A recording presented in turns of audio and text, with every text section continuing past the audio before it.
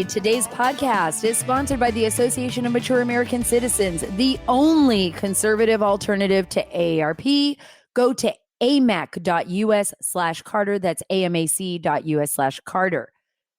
I got to tell you guys, this is probably one of the most difficult weeks I have spent in a long time in my life. I didn't think things could get any worse, but of course, President Biden and this administration always has a way of taking things at least 10 degrees lower and taking us into the bowels, I believe, of hell.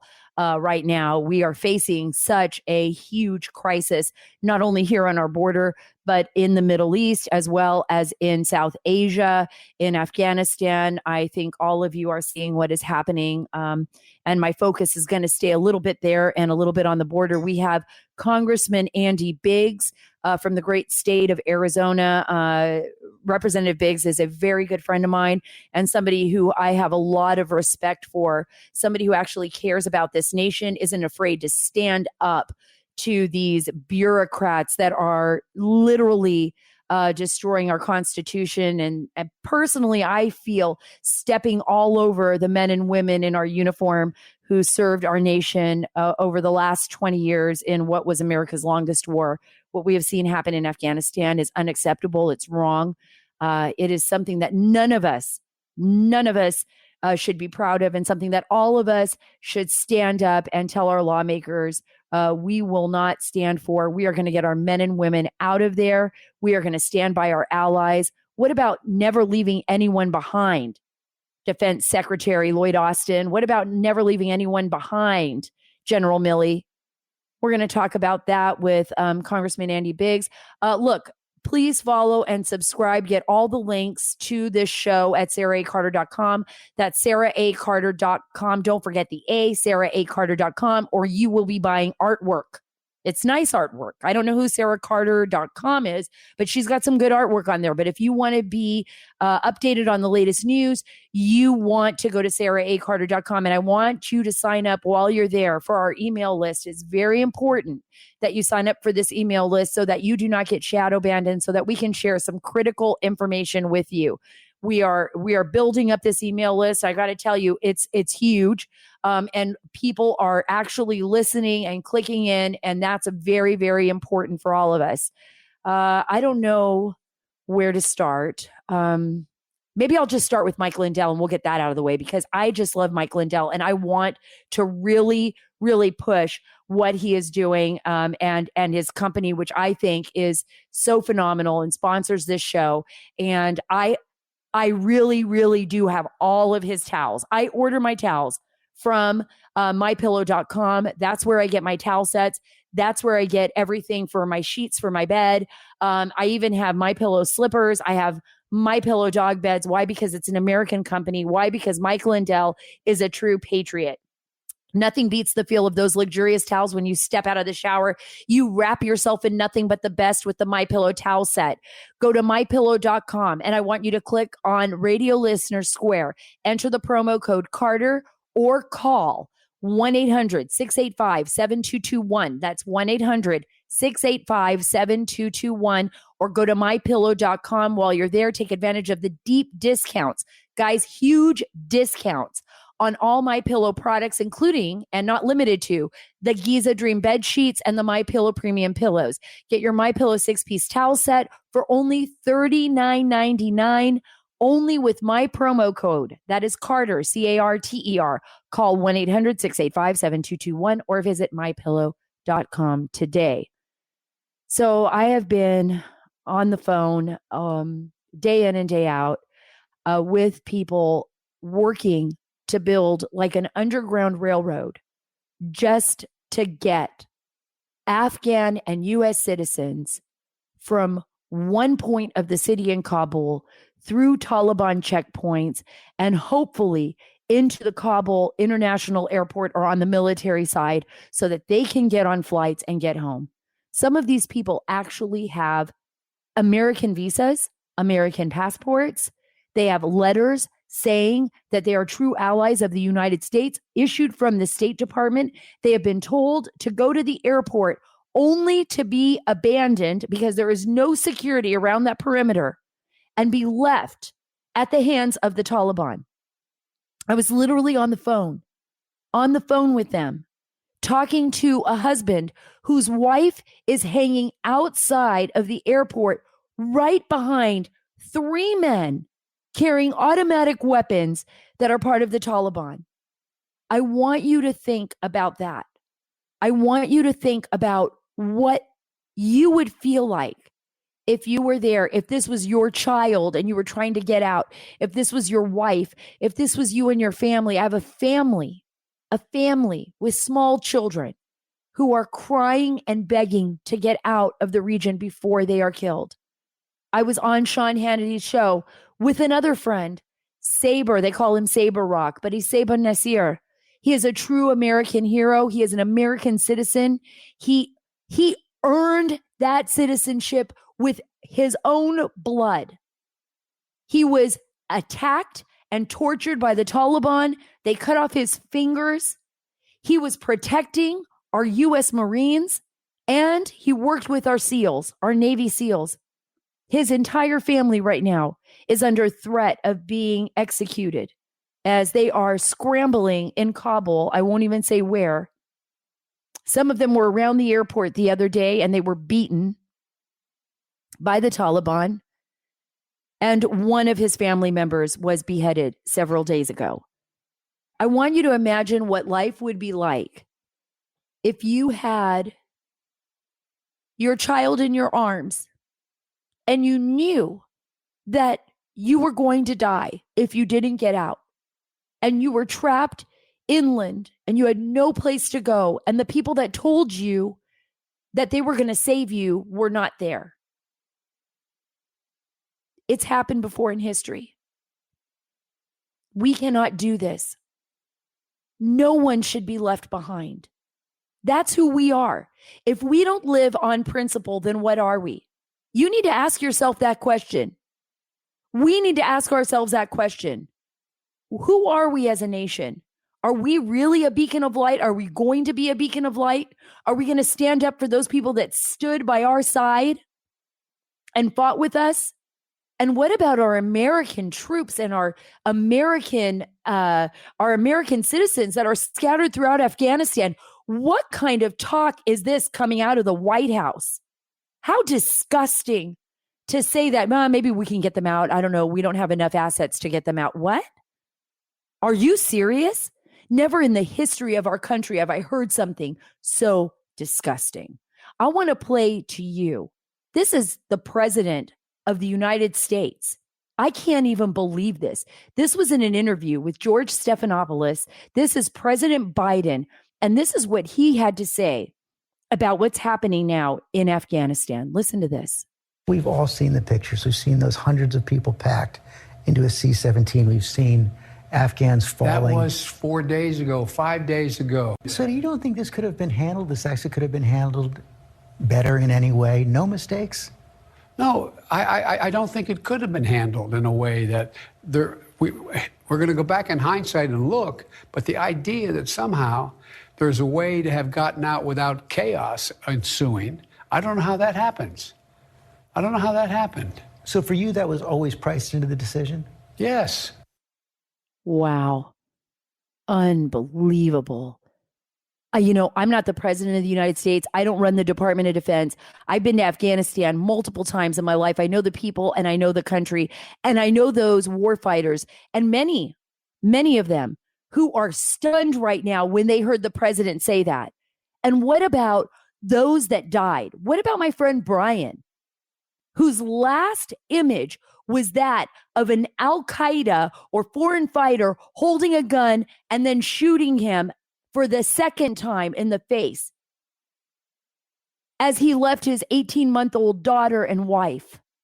The last place he saw was Afghanistan, that man's face staring down at him, and then losing his friend Nate right after, who came up to save him, getting killed as well. What about all the men and women, over 2,300 that have lost their lives? What about the 20,000 that have been wounded, plus like my husband, Marty, who lost his eyesight? What about the people that lost their legs and their arms?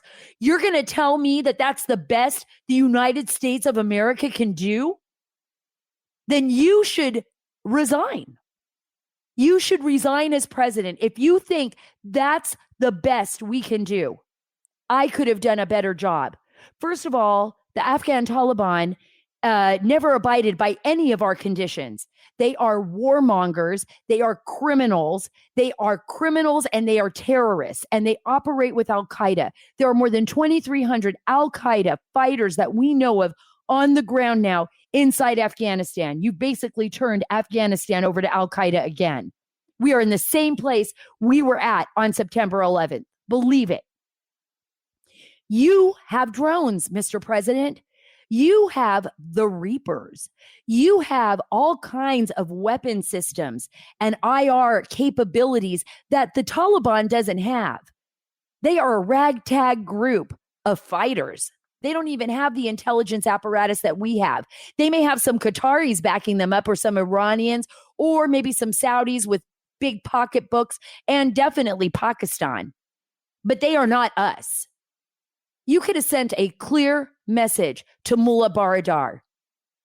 And you didn't need to shut down Bagram Airfield. You could have gotten our American citizens out of there, and you could have gotten our allies out of there. If you wanted to go, I get it. You didn't want to be in the longest war. You didn't want to inherit the war. But you do not leave people behind. You make me sick. The fact that you said that to the world, no wonder China wants to take Taiwan. No wonder the Chinese are propping themselves up against us, and the Russians and everyone else, because they are seeing weakness for the first time like they have never seen in the United States of America. I pray to God that your actions haven't taken this country so far down a road that we will never be able to get back from. And I know that every one of you who's out there listening to me right now, every one of you who had someone in your family fight for this country, somebody who served this nation in any capacity or any way, shape, or form, and all of you out there who believe in this country and who believe in our Constitution and who believe in the very reality that there is no place else like this on earth, please call your lawmakers and tell them that this is unacceptable. Tell them that we will not stand by and watch this happen. I'm very blessed to have a organization like Tunnel to Towers Foundation back this program. Why? Because Tunnel to Towers was born out of the tragedy of 9/11, which changed all of our lives. And for the 20th anniversary of 9/11 this year, Tunnel to Towers is helping America's heroes and their families with 200 mortgage-free homes. I want you to think about that. 200 mortgage-free homes. They're bringing stability to Gold Star and fallen first responder families with young children, and smart homes to our nation's most catastrophically injured veterans and first responders. There is never a better time to do this, right? It's $11 a month, you guys. $11 a month to tell the people that have fought for this country, we love you, we respect you, we want to help you. Towers of Light will return to the Pentagon and Shanksville memorials in remembrance again this year. For the first time, those we lost to 9/11 related illnesses are being honored at a ceremony on 9/12. This is just going to be awesome. And on Veterans Day in another first. It's pretty cool, huh? The soldiers we lost in the war on terror are having their names read aloud. Thank you, Tunnel to Towers. The words never forget require action. Take action now. Join Tunnel to Towers on a mission to do good. Donate $11 a month at t2t.org. That's t2t.org. And without any further delay, Congressman Andy Biggs from the great state of Arizona. First of all, thank you so much, Congressman Biggs. This is such a frightening time in our nation's history. And I'm watching, like everyone else, I'm on pins and needles. I've got skin in the game. I've got friends in Afghanistan. I've got people that I love. My husband lost his eyesight there. I covered Afghanistan for the majority of my career as a journalist, as well as the border. But I spent a lot of years in Afghanistan. You and I were talking just before we got on about leadership. I would like to get your take on what is happening here and how dangerous a situation are we in right now? Well, Sarah, thanks. Good to be with you as always. And yeah, your expertise on Afghanistan and border issues is unparalleled. But let's talk about leadership for just a second, because I do think what you're seeing here is you can't get a more dichotomous example of leadership and lack of leadership. So the most American people, literally, even today, it's about 50% of Americans say, yeah, we need to be out of Afghanistan.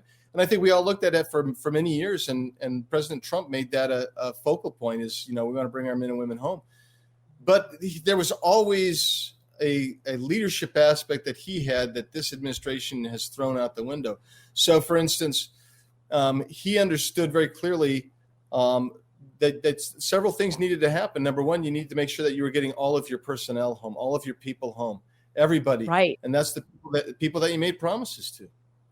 The second thing is no material. You can't leave material behind that can be used against either the Afghanis that had helped you out, that were part of the Afghan forces, or against regional neighbors, or even ultimately against the United States. That you would have to make sure that the armaments and other material that we had was not left behind. In fact, I had a briefing with Secretary Pompeo, former Secretary Pompeo, this morning, and one of the things he said very clearly is President Trump actually understood those two things very clearly and always made those a priority. We're not leaving people behind, and we're not leaving stuff behind. But he also, everything was based on conditions. So, and there was a lot of communications with the Taliban and with the Afghan security forces. So just a couple of quick examples. If the Taliban overran an Afghan checkpoint under President Trump, there would be swift consequences brought to bear on the Taliban, followed by communication between Secretary Pompeo and the head of the Taliban saying, this is what you did, this is how we responded, this is why you can't do it anymore. So you were training, you were conditioning response. So they knew that if they were going to violate an agreement that they had made, that there would be a swift and measurable deterrent and punitive consequence. Well, you take that same Afghan checkpoint. If the Taliban overran it once Joe Biden was in place, there was no retribution. There was no working with the Afghani security forces, and there was no communication with the Taliban. There's none right now. There's none right now, Congressman. I just got off the phone last night. I've been on the phone with so many different people. So from the intelligence community, that a U.S. Retired military, to current military, to Afghan citizens, to people being trapped. But this was a really interesting conversation. And I think The Hill actually broke a story on it today, talking about the weapons. They're not holding the Taliban accountable. I have dealt with the Taliban in Afghanistan. I've even interviewed Taliban sympathizers, probably even Taliban leaders, but I wouldn't have known that. But definitely sympathizers. They understand swift, fierce, debilitating and horrific justice. That's all they think. And it's not even justice. It's just how they dish it out, right? And they can't even understand how they walked in. Mullah Baradar said it himself, how they walked into Kabul without even a fight. Mullah Baradar said, I can't even believe it. We walked in, there was no fight. We just walked in and took it over. Now, I was talking to a military guy who's actually in connection with people in Afghanistan. They are literally watching as some of our weapons are being taken, and I may be breaking news here because I didn't think I read this in the Hill story. Taking those weapons are tanks that actually have proprietary intelligence in them that belongs to the United States across the border to Pakistan. And let me tell you, who is Pakistan's closest ally in the region? China. We are not only losing Afghanistan, we're literally losing our weaponry and our proprietary intelligence to our enemies on the other side, while our American personnel are at risk and our allies. How does the Biden administration explain this or even come out of this okay? And by the way, how can Nancy Pelosi, who's the House Speaker, even excuse this, or even I think she was saying that this was a decisive decision by the president. She agrees with it. How can they even say that? Well, they don't face reality. I mean, it gets back to when we start talking about leadership again. Look, everything that this administration has touched has gone down the sewer. I mean, you got the border is porous. But think about that. I would say that's a real concern within 30 to 60 days, because right now 213,000 apprehensions last month and about 100,000 gotaways last month. Think about that, 315,000 people trying to get across the border. And you know that the known gotaways and the unknown gotaways are just filtering across like crazy right now. And so the Taliban, they can exit now. They can use their surrogates and come on over across our border and wreak havoc in the United States very, very easily. But I mean, it is especially Al Qaeda right now, because a lot of people don't realize there are over 2,300, and I want the listeners to understand this, over 2,300 that we know of Al Qaeda insurgents inside. That means foreign fighters inside Afghanistan working with the Taliban. That's crazy. That's right. But it's everything that this administration has done. So they do not have the philosophical or moral capacity to lead, because they've weakened the relationship with Iran. So we gave back Iran all of its money, and Iran basically said, "Screw you. We're going to do whatever we want." You've got the Ukraine is in concern now. Will the U.S. honor its obligations there? Russia is now chomping at the bit. That Russia had already moved materiel and personnel to the border of Ukraine. They'd already done that. You've got China already threatening Taiwan in more bellicosity than ever and running exercises there. You've got North Korea. You've got South Korea, who had gotten really weak under the current president. But now they're like, our own rhetoric's going to hurt us, because North Korea is no longer afraid either. So this weakness and overall leadership, the Taliban, as you say, they just marched into Kabul. How is that going to happen? They didn't anticipate that. No, they didn't. They were like getting ready for some kind of fight. They even said it. I mean, he said it in his speech. I had a friend of mine in Pakistan translate the speech as Mullah Baradar did it. And I said, well, what was, because I don't speak Pashto, I don't understand it. So I said to my friend, or Urdu, I said, what did Mullah Baradar say? As we were watching it, he goes, well, Sara, you won't believe it. But Mullah Baradar is saying he can't believe how easy it was. That the United States just basically rolled over and let us walk in. Now, even the Talibs can't control the criminal elements on their streets right now, which is why we're seeing people getting shot around the airport. Of course, there's chaos. The Taliban doesn't care about anything but gaining control over their country right now. And they want to access those billions of dollars that are tied up in banks.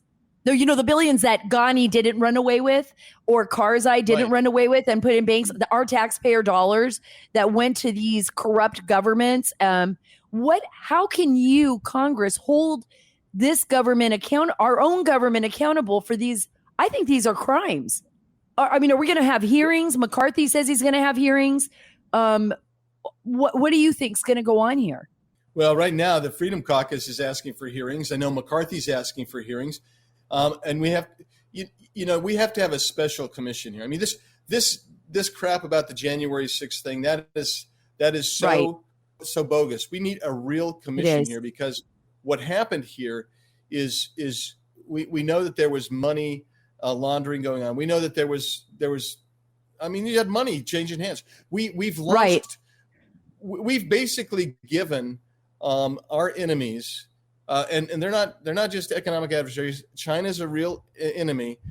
They're going to have access to our tanks and they're going to skip multiple generations again in technology and be able to improve on their weaponry very quickly, because they'll just reverse engineer it fairly easily if they don't already have it.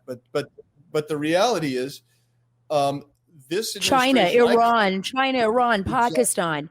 I mean, it's shifting the whole entire geopolitical situation in that region. And also, China has a huge interest in mining in Afghanistan. A lot of people don't even realize this. Yep. They practically took over Logar. I would fly over Logar mines. I remember in the helicopters, and I remember people were saying the Chinese are right down there. They even have managers and workers down there with the Taliban. They were mining Logar mines, and there's uranium there, and there's all kinds of precious minerals inside Afghanistan. So we just basically turned that over, and the gas pipelines to the Russians. So we basically just turned everything over to our enemies. Yeah, it's a fail on a massive level. I mean, you get back to day one where we stopped our own energy independence, shut down our pipeline, and then green lighted the Russian pipeline.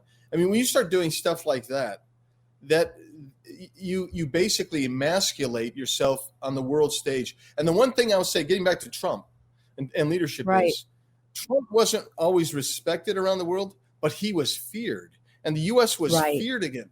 And that's in some people's minds, like the Taliban, for instance, and other terrorists, like the MS-13, like some of the cartels south of the border. Right. Fear is better than respect, because they understand that they actually followed through.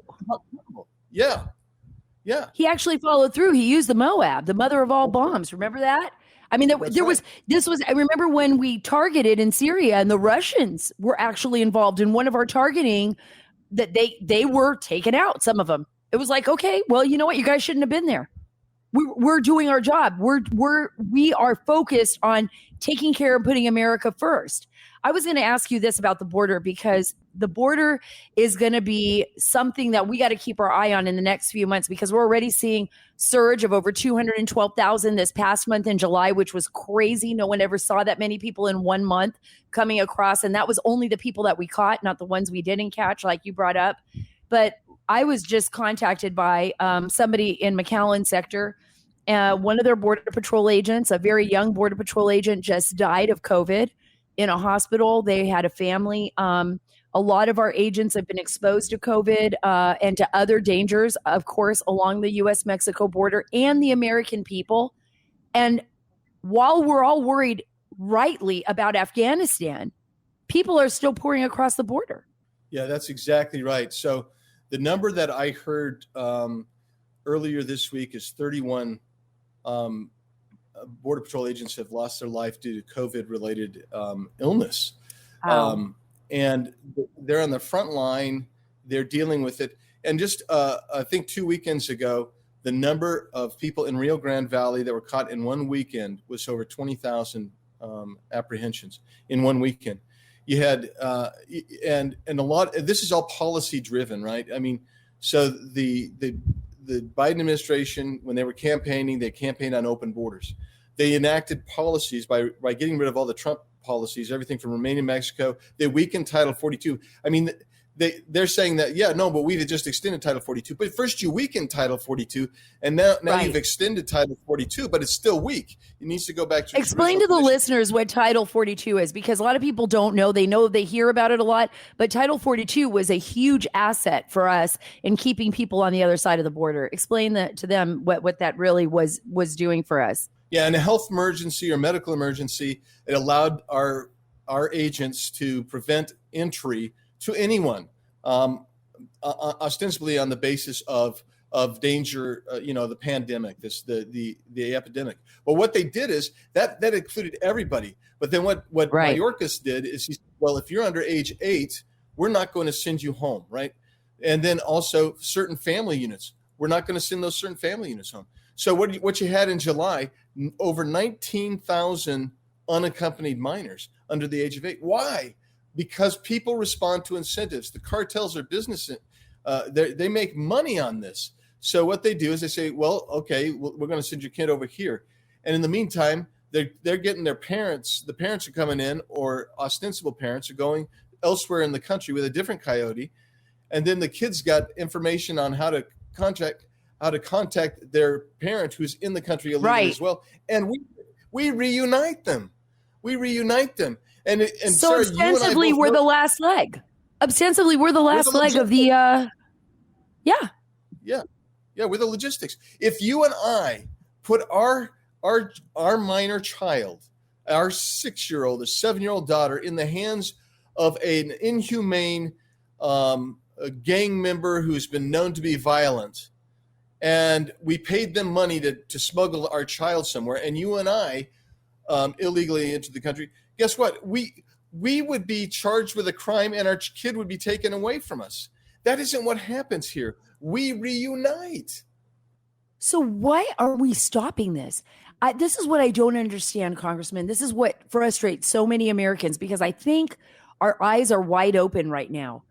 All of a sudden, we're starting to realize, from the time of President Trump, when we were breaking all those stories on Trump and the Russiagate issue with the FBI and the weaponization of our intelligence agencies, until now with the border, and even looking at what's happening in Afghanistan, we get held accountable all the time. If we park our car in a wrong spot, if we cheat on our taxes, if we get upset and get in a bar fight, I don't know, whatever it is, we would be held accountable. Our government is just doing the bureaucracy, whatever it wants, whenever it wants to do it. There's no DOJ to hold them accountable. Congress, good congressional members like you, the House Border Caucus, folks like Devin Nunes, people like Senator Marsha Blackburn and others, and Tom Cotton. And I know I'm mentioning a lot of Republicans here because I'm not finding a lot of Democrats who are doing this, but people like that have actually stood up and said, whoa, wait, no more. We're going to hold a hearing. We want people to be held accountable. Even you, even with your oversight, cannot hold these people accountable. What do we do? Well, that is ultimately the frustration that I didn't anticipate having when I went to Congress. I knew that it'd be a tough sled, but I mean, we can't look. There are Republicans that won't sign on to impeach Secretary Mayorkas. Secretary Mayorkas, what he has done is violated the law. He's violated the Constitution. He's violated his oath of office. He should be removed. Right. And we can't. And I know that there's some Democrats, if push came to shove, they would agree with that. But we can't even get all of our Republicans on board. That's what's driving me crazy. Why not? Why not? Who's stopping? Who? You know all the gossip. Tell me something. Tell me something I don't know. Who up there on Capitol Hill is pushing for other Democrats not to get rid of Mayorkas? Because I think Mayorkas should be out. And I'm half Cuban. Yeah. You know what? I think he's an embarrassment to most Cuban Americans. I think what he has done is a danger to our nation. So who up there? Why won't they get him out? Because we have to have Nancy Pelosi, believe it or not. She controls every Democrat. Oh my gosh, she is. She controls their money for their campaigns, and she controls them absolutely. And so there's. What about the Republicans? So they're arm twisting their Republican partners. Is that what they're doing?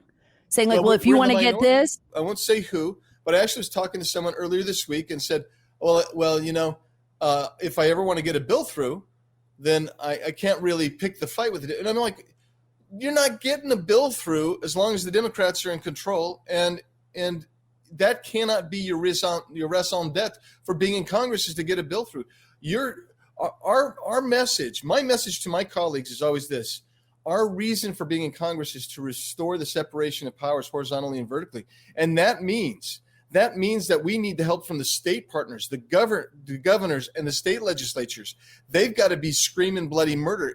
Because if they're screaming bloody murder, it means that the Congress has to respond, and we should be pulling back the centralization of power. And I used to say this to the Arizona governors when I served in the state legislature here: quit taking the federal government's money because they're going to tie you up with it. It's all mandated. And that's what Nancy Pelosi does so well. She wraps these flaxen cords around your neck little by little until the states don't realize that they're just totally bound into a straitjacket. And that's really part of our problem. But you know what? We need the American people also to stand up and say, no more. And they're starting to do that. Well, yeah, I think so too. I mean, look, I think that the Biden administration thought they would just pull everybody out of Afghanistan, right? And the reason I'm bringing this up, that the American people would be like, yeah, we're sick of it anyways. Who cares if a bunch of people die? Oh, well, if there are a bunch of Afghan interpreters, that's not our problem.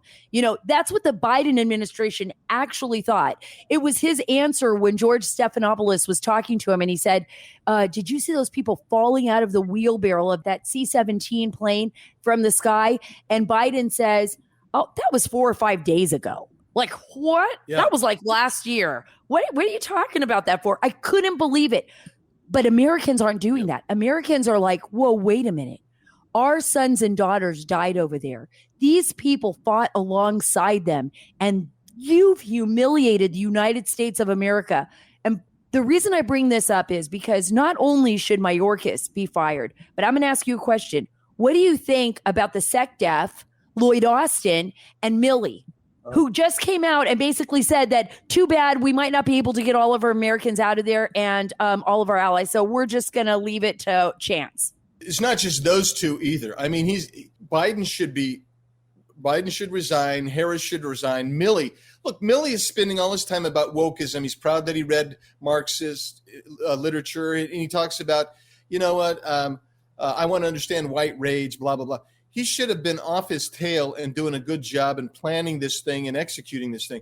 The Secretary of Defense, that guy is such a weenie. He needs to go. He definitely needs to go.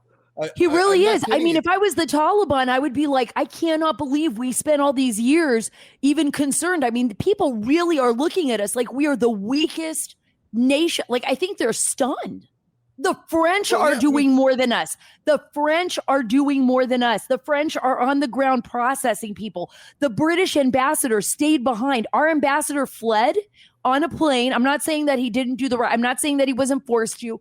I'm just saying our ambassador was on a plane and he got the hell out of Dodge, while the British ambassador was sitting in Kabul, basically processing himself paperwork for his British citizens and for the interpreters that worked for them. That's embarrassing. It is embarrassing, but it shows the weakness. I mean, I don't know how to say this more clearly. This administration is more interested in waving the gay pride flag above the U.S. Embassy in Kabul and making sure that everybody's masked up than they are about our enemies. How about inflation? How about energy independence? How about the border? How about if you're Taiwan right now, what are you thinking? You're thinking, oh my gosh, if we could be in trouble here before too long. I mean, the bellicosity of the Chinese president has been so bad and so strong, and of course we look stupid, but we also look stupid domestically as well, and that's part and parcel of a woke, CRT-driven military apparatus. And this, the Obama administration was great at this, and that is using our police apparatus against political enemies. We have really derailed ourselves here, and that's really kind of the bottom line is this administration. And I'll just say this, Sarah, on July 5th, when we evacuated Bagram, that's when I started telling anybody around me. I said, this is not going to go well. Because we did it. If you look at all of the news stories at the time, the Afghan security forces are saying, like, we had no idea this was going to happen. We had no idea.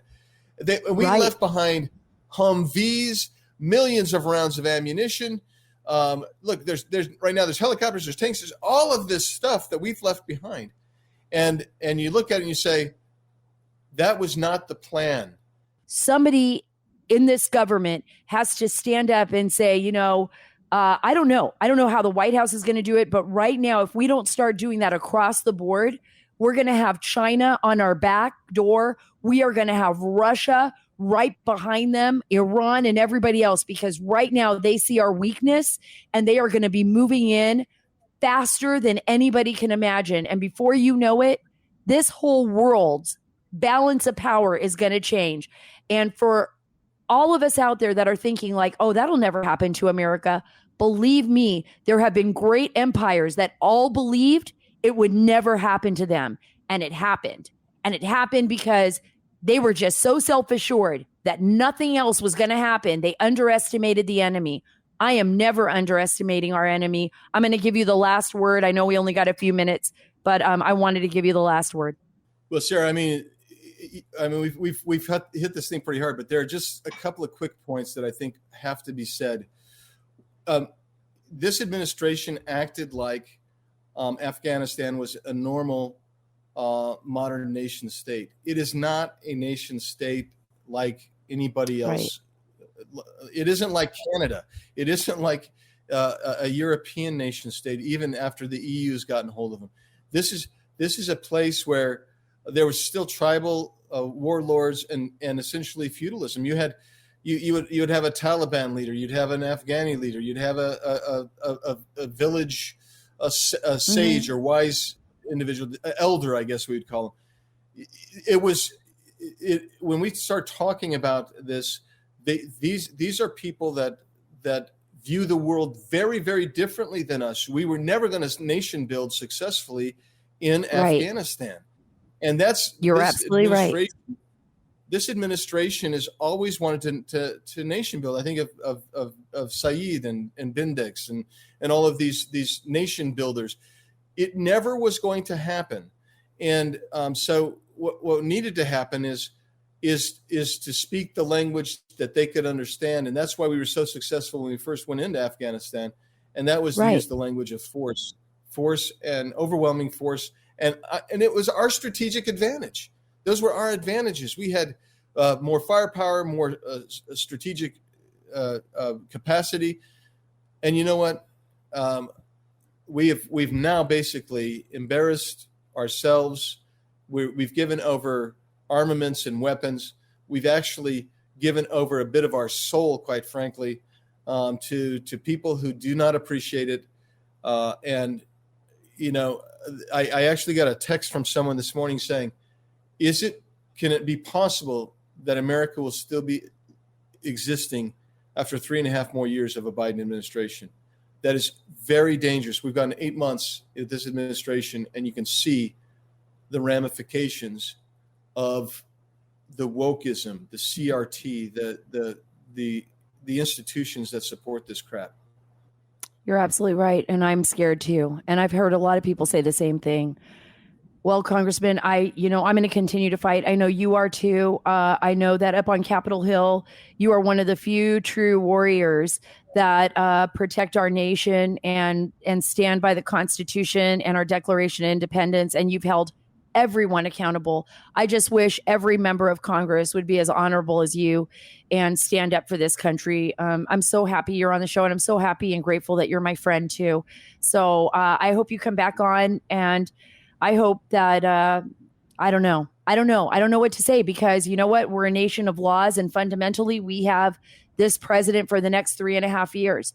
So all we can do is continue to fight and speak out the truth and hope that the American people stand up and say, we're not going to accept this anymore. This is unacceptable. We're not doing this anymore. Thanks, Sarah. It's good to be with you as always. And the word I keep telling people is they used it against me when I first won in Congress. It was all the people who hated Trump. They said, we're going to resist. We need to resist. We must resist to save this nation. We really have to. And that's just the way it is. And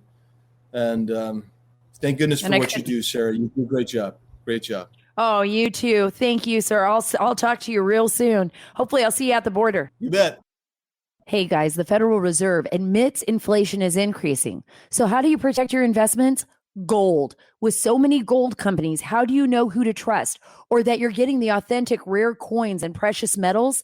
Well, that's easy. Universal Coin and Bullion. Universal Coin and Bullion is dedicated to providing clients with outstanding collecting and investment strategies for the rare coin and precious metals market. It's incredible. Specializing in U.S. rare coins, gold, silver, and platinum, and American Eagles and more, Universal Coin and Bullion's acquisition and expert buying team has been building premium collections and providing appraisal services for clients since 1995.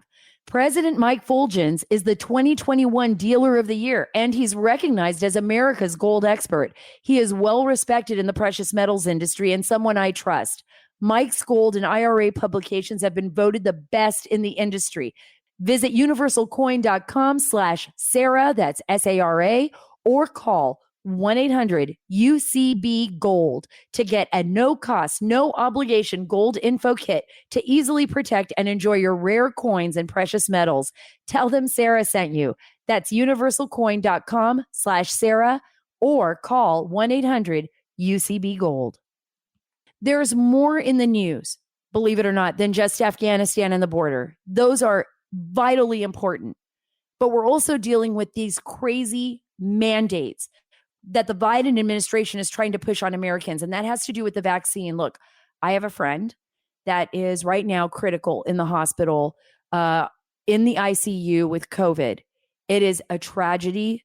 I know people are sick with it. I know this is a problem, but there are issues at stake here. There are people that have underlying conditions. We also know a lot of what's happened with our children, that the virus itself, I mean, we know there's issues, but that the virus itself is not as potentially dangerous as it is towards people with underlying conditions and older generation people than for children. And parents have to make their own decisions on these vaccines. You know, White House officials are saying that the president wanted to initially operate with restraint. Think about this, to ensure, quote unquote, that Americans were ready for the strong arming from the federal government. What? The federal moves have been carefully calibrated to encourage a wave of businesses and governments to follow suit. This is so insane. I want you to think about this. Is from an AP story. Still, while more severe measures such as mandating vaccines for interstate travel or changing how the federal government reimburses treatment for those who are unvaccinated and become ill with COVID-19, by the way, there's a lot of legal issues with that, have been discussed. They've been discussing this. The administration is worried that it would be too polarizing at this time. I want you to think about what the government is doing. Look at how the government, the United States bureaucracy, handled Afghanistan. You're telling me they're telling us that they want to handle mandating vaccines across this nation and then dividing us and polarizing us from one another and giving out identification cards to Americans for who got vaccinated and who didn't? Well, at the same time, they're leaving the border wide open. What kind of a joke? I mean, I literally feel like I've either woken up in an alternate universe or in a nightmare. I am really not sure what's going on here, but this does not appear to be the United States of America. And I keep thinking to myself, why and how did this happen? And I believe it's because we've just been so busy. We have not been paying attention to our federal government or to our bureaucracy or to what's happening in our schools. And maybe whoever, maybe just our lives, maybe this is just random. It just happened this way. But we cannot afford to keep our eyes shut anymore. We need to stand up and we need to tell the government to butt out of our business. And we need to tell the government that they are doing a horrible job of handling Afghanistan, a more terrible job of handling our United States border. And we do not want them mandating or involved in any kind of national health care for us. We want them out of our business. And by the way, tell them as well that they're wasting our taxpayer dollars, because the hundreds of billions, maybe trillions of dollars that they spent in Afghanistan is now lining the pockets of some pretty bad dudes that fled the country and just left their people abandoned. So I don't want these folks inside our bureaucracy in charge of anything. And I'm sure you don't either. Thank you so much for being a part of the Sara Carter Show. Please, please, all of you out there who have faith, who pray, I don't care who you pray to, just pray. Pray for our men and women in Afghanistan. Pray for those who stood by our side. Pray for those who are suffering and dying or in a hospital of COVID. Pray for our nation. Pray for our Congress that, God will give them common sense, hopefully, and strength to stand up to this Biden administration and do the right thing. And let's just pray for each other. This is the most beautiful nation on earth. We cannot afford to lose her. It's up to each and every one of us to stand up and do our part, even if it's only 5 minutes a day, folks. Just make one phone call to your lawmaker. Do something. If we all do something, we will make a difference. Thanks again for being a part of the Sara Carter Show. You mean so much to me. Go to saraacarter.com. Sign up for our email list. And remember, while you're there, you can sign up for all of the social media stuff that I'm being shadow banned with. And maybe you'll be one of the lucky ones and you'll get to actually see my posts. Again, thank you. Remember, here at the Sara Carter Show, we're taking the story back.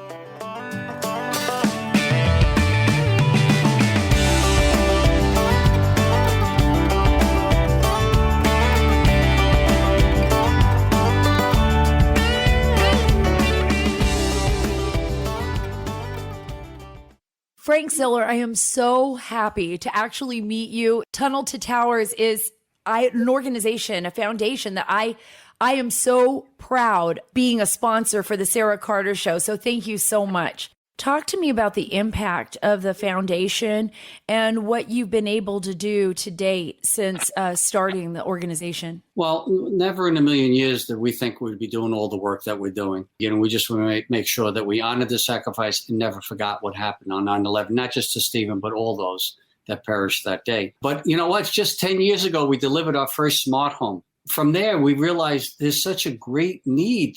These great men and women are coming back with these injuries that they would never have survived before on the battlefield. And they need specially adapted smart homes, and they deserve to have a mortgage-free. And that's what we've been doing ever since. So, to date, we've done over 250 of those mortgage-free homes, whether it's for smart home recipients, Gold Star families, or fallen first responder families that leave young kids behind. And this year alone, we're going to deliver 200 of those mortgage-free homes. So we're very proud of that work. And they're not inexpensive, each one of them not inexpensive. So we count on the goodness of America to join us. T2T.org. That's T2T.org. It's only $11 a month. It's up to every single one of us to do our part to help those that were willing to give everything to protect us and our families.